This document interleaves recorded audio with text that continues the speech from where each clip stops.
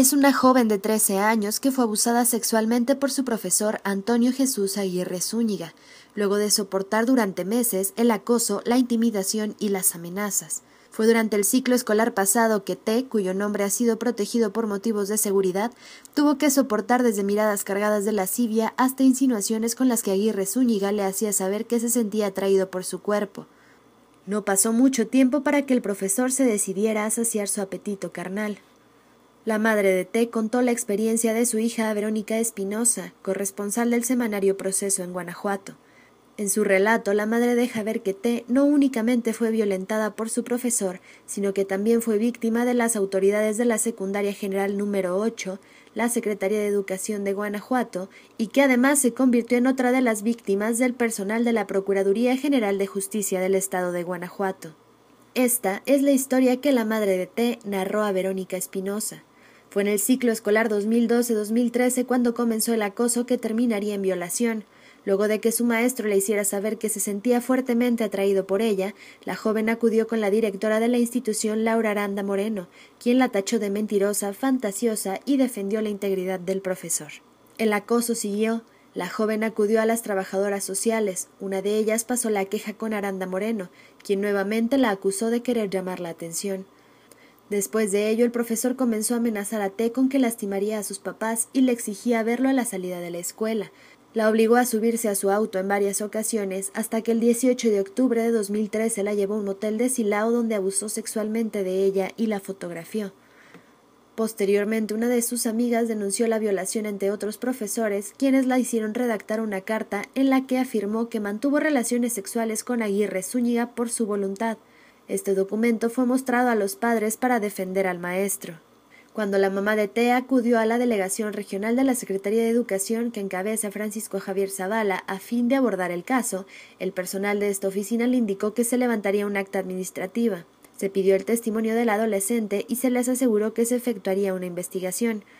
La SEG le indicó que el profesor había sido inmediatamente suspendido de su labor al frente del grupo, lo cual en realidad no sucedió, puesto que por lo menos hasta enero de 2013 él seguía acudiendo a la escuela.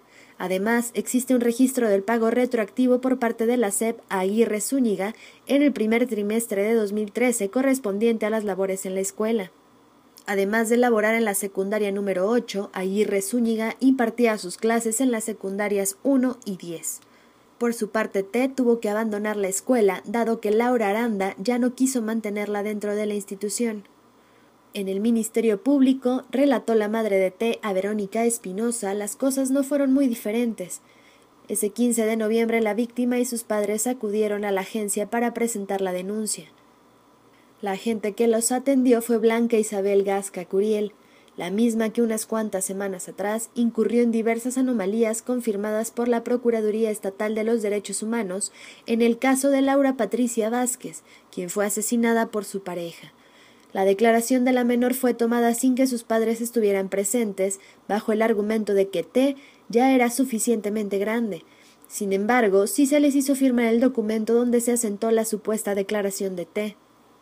Después se dieron cuenta de que en el expediente T había confirmado que sostuvo relaciones sexuales con el profesor sin que éste hubiera ejercido alguna amenaza, a pesar de que ella refirió las advertencias expresas del profesor. En diciembre, cuando T y su madre se encontraban en el Ministerio Público para una cita con peritos, el subprocurador Manuel Ángel Hernández las llamó a su oficina, lugar en el que cuestionó a la niña si se había enamorado de su profesor, hecho que ella negó. La madre de T denunció que su hija sufrió con el trato de la psicóloga y la médico legista encargadas de elaborar los peritajes respectivos, particularmente en la revisión médica. Todo lo que la familia supo fue que Aguirre Zúñiga sería acusado de estupro y que nunca se presentó a declarar.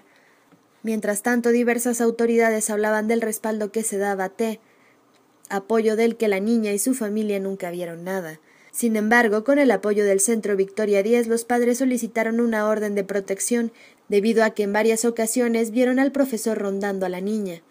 Hace unas semanas, cuando la mamá de la víctima acudió al Ministerio Público para preguntar cómo iba el caso, le informaron que el 19 de abril se libró una orden de aprehensión, pero que ni la orden de protección ni la captura se habían podido cumplir porque no encontraban al culpable. Zona Franca.